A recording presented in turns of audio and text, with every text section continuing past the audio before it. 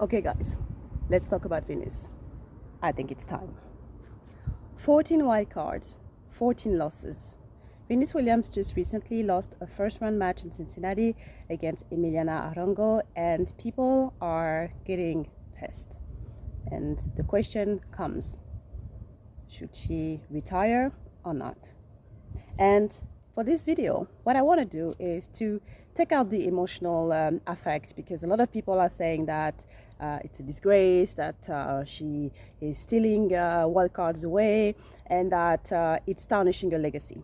So I went and I did a little bit of digging, and I want to get your opinion. So for the first argument about the fact that she can no longer compete and that she is not good enough to play, well, is it true? I went and I checked. Out of those 14 losses, 4 of those matches went to 3 sets. As a matter of fact, at the beginning of the year at the Australian Open, she was 4-1 up in the third set against Olga Danilovic, almost won the match. At the Bad Homburg Open on grass, she lost 7-6 in the third against Camila Begu, and she lost a couple of matches in 3 sets as well. When it comes to the matches in 2 sets, when you look at the scores, we're not talking about 6-0, 6-0. She just lost 6-3, 6-3 against Potapova. And I will say that the match that she lost with the biggest margin was the one that she just lost. So when it comes to that argument, I guess that she can still compete. Then the second one is about the fact that she's stealing wildcards away. Again, is that true?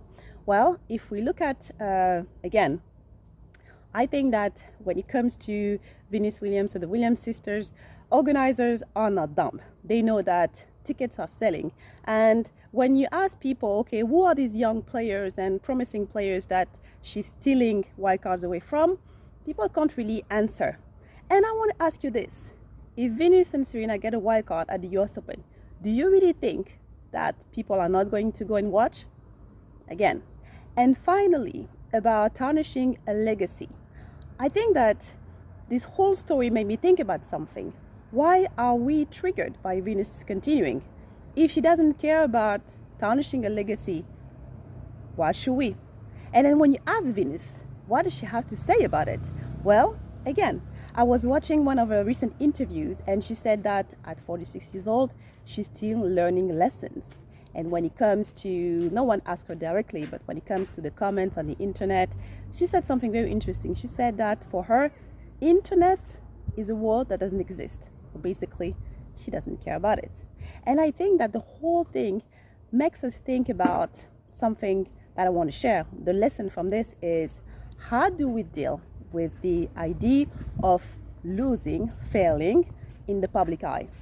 And when it comes to Venus Williams, 7-time Grand Slam champion in singles, I think about 23 Grand Slams total.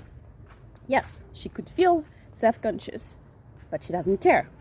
So it made me wonder that, okay, well, if Venus Williams doesn't care about losing and still feels the need to continue playing, why would I care about trying more things in business or being self-conscious? So that's the lesson. And I think that also we have something when it comes to age. I think we feel like champions at a certain point they need to retire. And the same thing is happening with Novak.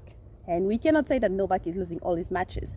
But what I saw is that he lost his first round today against, I can't remember the name of the player, the Argentinian. And immediately there were already videos saying that he needs to retire because he's too old. So is the question, should Venus retire, or should we push the threshold of how we feel about failure or losing in the public eye? What do you think? My name is Jennifer Amigo. I am a tennis player. We used to play on the ITF circuit and was ranked top 50 in singles and top 25 in doubles at the NCAA Division 1 rankings. I am a professor in storytelling and geopolitics, a communication consultant, and the host of the Tennis Launch podcast. Follow for more. Bye.